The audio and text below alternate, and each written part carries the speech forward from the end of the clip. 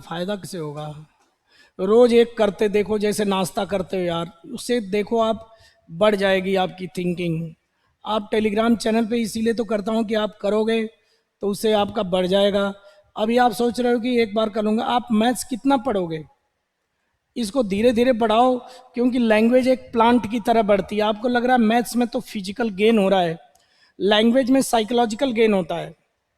आपकी थिंकिंग धीरे धीरे प्लांट की तरफ बढ़ रही है। और रोज का रोज कर रहा हूँ जड़ की तरह। एक ही दिन खाना खाओगे तो मर जाओगे सारा। तो डाइट, बैलेंस डाइट थोड़ा थोड़ा खाओ, लेकिन लंबे समय तक खाओ। तो उससे क्या होगा, आपकी डाइट, आपको रोज करता हूँ कि आप करोगे, आपके लिए ही करता हूँ कि आप रोज करोगे तो इससे आपका फायदा होगा। और धीरे धीरे क्लोस्टेस और पैराजम्बल डालने लगेगा। लेकिन आप कर नहीं रहे हो, उससे फिर फायदा क्या होगा ईश्वन जी? कि 5 मिनट आपका समय लगता है और उसी में आपको करके और इसको देख लेना है। Pollution is destroying nature. देखो यहां, पोल्यूशन अनकाउंटेबल नाउन है जनरल साइंस, और नेचर ये प्रकृति है, बताया है। गॉड और नेचर के पहले द का यूज नहीं होता है। The smoke that is from the chimneys. अब यहां द लगा रहा है, स्मोक यहां जनरल सेंस नहीं है। स्मोक जो है हर कई चीजों से निकलता है, यहाँ चिमनी से निकला हुआ स्मोक है, इसलिए द आ रहा है। मेरे स्टूडेंट जी, ये दैट आप ध्यान नहीं दे रहे हो, ये विच है, ये दैट विच है। अब स्मोक को द किया गया तो ढेर सारे स्मोक को छोड़कर सिर्फ चिमनी वाले स्मोक की बात हो रही है, इसीलिए विच क्या बन गया है, दैट बन गया। जो वह स्मोक जो, दैट इज, ये विच है, which is from the chimneys, जो चिमनी से। मेरे स्टूडेंट जी आपको कितना सही बताया है। ई का मतलब क्या होता है, आउट, और एब का मतलब क्या होता है, अवे। लेकिन एब्जॉर्ब का मतलब होता है उसको एब्जॉर्ब करना, अवशोषित करना। और जनरेटेड, और एक है क्रिएटेड। तो मेरे स्टूडेंट जी, जो चिमनी से धुआं एमिट होता है, जनरेट होता है, और आगे क्या है, क्रिएट होता है। क्रिएट कोई डिजाइन वगैरह करते हैं, ठीक है ना। अब जनरेट जो है इलेक्ट्रिसिटी भी करते हैं, कोई चीज को प्रोड्यूस करना। अब यहां पर एमिट से निकलता है ना, बाहर आता है ना चिमनी से, तो इसलिए एमिट लगाओ जनरेट के बजाय। क्योंकि जो चिमनी है, चिमनी का काम धुआं, जैसे बिजली है तो बिजली क्या होती है, जनरेट होती है। चिमनी धुआं को क्या करती है, निकालने के लिए होती है। चिमनी का काम धुआं पैदा करना नहीं होता है, चिमनी का काम है धुआं को ऊपर निकालना। ई माने आउट। तो ऐसे समझोगे, जैसे मैं बताता हूँ वैसे समझ में आएगा। ये क्लोज टेस्ट जो होता है, ई माने आउट, चिमनी से धुआं निकालने के लिए होता है। चिमनी जो है धुआं जनरेट नहीं करती है, चिमनी धुआं को निकालती है, बस एमिटेड आएगा। आगे देखिए, मैं चाहता हूं आप रोज किया करो, आपको वोकेबलरी सुधरवाने की बात है और ये क्लोज सुधरवाने की बात है, जिससे मैथ्स अच्छी हो जाए। मैथ्स तो अच्छी है ही है, तो इंग्लिश में ये क्या है कि धीरे धीरे ग्रो होती है। और आप लोग ये सोच रहे हो, रोज रोज एक क्लोज टेस्ट करके देखो 2-3 महीने में कितनी अंडरस्टैंडिंग डेवलप होगी। अब लड़के क्या करते हैं, एग्जाम से पहले 20 दिन में क्लोज टेस्ट कर। क्लोज टेस्ट वो पौधा है जो 10 दिन खाद पानी दे के वो सड़ जाएगा, बढ़ेगा नहीं। इंग्लिश वो पौधा है कि जो एक मैथ से 2 महीने में कर सकते हो खूब ज्यादा, क्योंकि उसके कुछ मेथड्स हैं, रट डालो, प्रैक्टिस कर डालो। लेकिन लैंग्वेज वो पौधा है जो कि वो ग्रो ग्रेजुअली अपने टाइम के साथ ग्रो होता है, और वो दिखता नहीं है, पौधा बढ़ता हुआ नहीं दिखता है, लेकिन बढ़ता है कि नहीं। तुम अभी, तुम्हारे मम्मी के लिए तुम अभी भी इतने ही छोटे हो, क्योंकि तुम्हारा ग्रोथ वो धीरे धीरे बढ़े, दिखा पता नहीं चला लेकिन बढ़ गए। तो मेरा ये कहने का मतलब, इंग्लिश पौधा है, प्लांट है, उसमें सोच डेवलप होती है। ये कोई फिजिकल नहीं है कि खट से मल्टीप्लाई बाई लॉन्ग टर्म। इसीलिए 3 महीने 4 महीने का टाइम है, और इसमें फायदा उठा लो। इसीलिए रोज का रोज चलवा रहा हूँ कि रोज करो ईशन जी। इसीलिए किया कि आप इसको करोगे, और वोकेबलरी भी शुरू करूंगा वो वाली रटवाने के लिए। एक तो कॉन्सेप्ट वाली वोकेबलरी, प्रीफिक्स सफिक्स, और एक रटवाना है।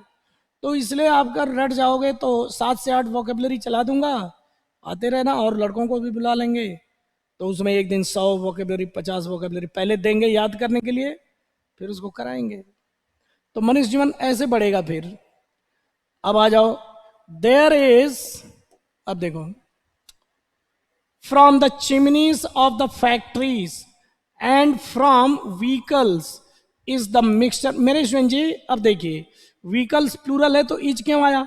तो आपको यही तो पढ़ाया है यार, ये प्रेपोजिशन का क्या है, प्लीज देखिए, ऑब्जेक्ट है तो इसका सब्जेक्ट क्या है, इज द मिक्सर। ये क्या है?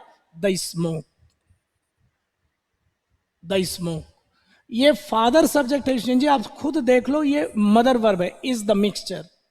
ये स्मोक जो है मिक्सचर है, किसका? पॉइजनस गैसेस का मिक्सचर होता है। तो मेरे स्टूडेंट जी ये कह रहे हैं कि ये लोकल सब्जेक्ट है और ये क्या है? लोकल वर्ब है। और ये फादर सब्जेक्ट है, इसका मदर वर्ब ये है। Due to environmental pollution, due to शुरू में नहीं आता है लेकिन बिकॉज आपका सेंस देता है, मॉडर्न इंग्लिश में यूज कर रहे हैं, ओइंग टू आना चाहिए ना। ड्यू टू एनवायरमेंटल एडजेक्टिव है पोल्यूशन, पर्यावरण प्रदूषण के कारण ये देयर इज इन नेचर। तो देयर इज क्या होगा? बैलेंस तो होगा नहीं, डिफरेंस एंड इन इम्बैलेंस, प्रकृति में क्या हो गया है? असंतुलन। आप समझो ये जब पढ़ोगे, इनइक्वालिटी होगा या इम्बैलेंस होगा? असमानता या असंतुलन। प्रकृति में क्या है? जब तक इनको करोगे नहीं, कुछ मीनिंग रटने से भी नहीं होगा। Cloze test is the mother of all exercise में रोज मैं आपके लिए भेजता हूं, इसलिए कि थोड़ा थोड़ा खाते रहो, 2-3 महीने में ऐसी अंडरस्टैंडिंग डेवलप होगी। लड़के क्या करते हैं, एग्जाम के आखिरी दिनों में क्लोज टेस्ट करेंगे।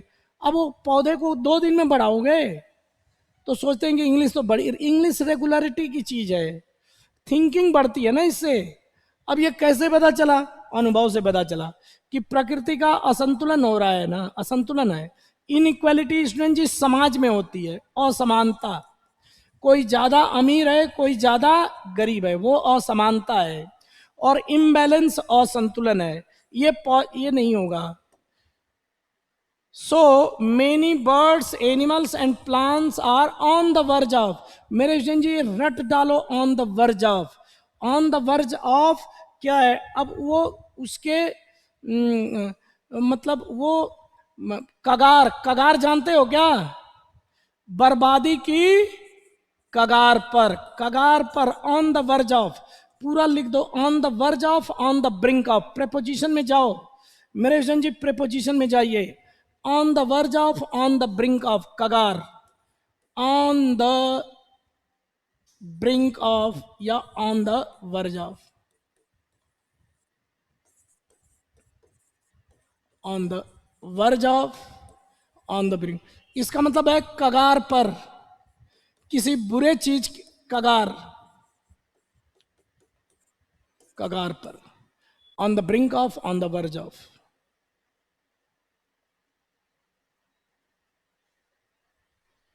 तो मेरे स्टूडेंट जी, तो ऑन द वर्ज ऑफ, अब थर्ड देखो क्या है,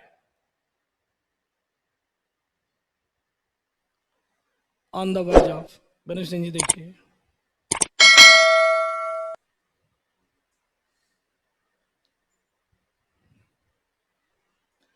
ऑन द वर्ज ऑफ।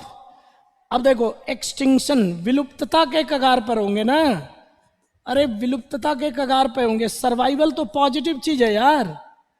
मेरे जी डिस्टिंक्शन, विशिष्टता, ये तो विशिष्टता है। और अपीयरेंस, शक्ल सूरत, तो ये नहीं होगा। On the verge of extinction, विलुप्तता के कगार पे हो गए। द ओनली वे माने तरीका, way to environmental pollution is, एकमात्र तरीका इन्वायरमेंटल पोल्यूशन को क्या करने का तरीका, बोलिए यशवंत जी, बोलिए। रेडिएट किसका करते हैं? रेडिएशन होता है, जानते हो क्या? रेडिएशन, रेडिएट माने रेडिएशन, रेडिएशन का मतलब तरंगों का निकलना। रेडिएट एक तरह से एमिट है, और इरेडिकेट जड़ से हटाना, और सस्टेन स्टूडेंट जी आपको बताया है मेंटेन। आप भूल गए क्या?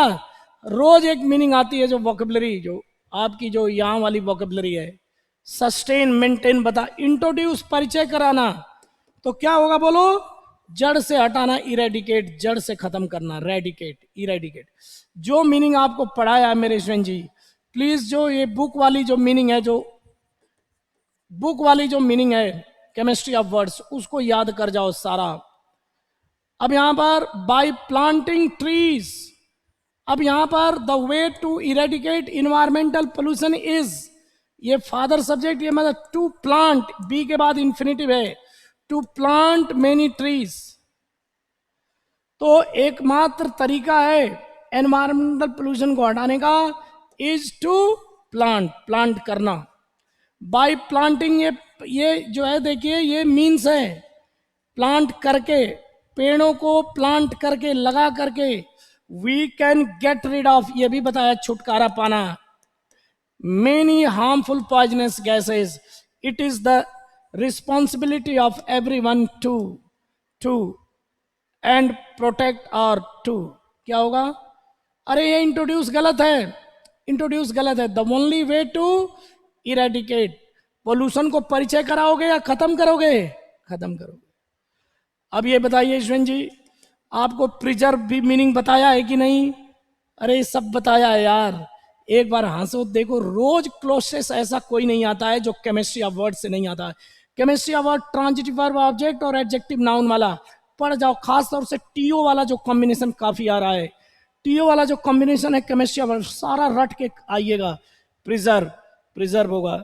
रूइन माने बर्बाद करना, बर्बाद करना। डिस्ट्रॉय का मतलब नष्ट करना, नष्ट करना।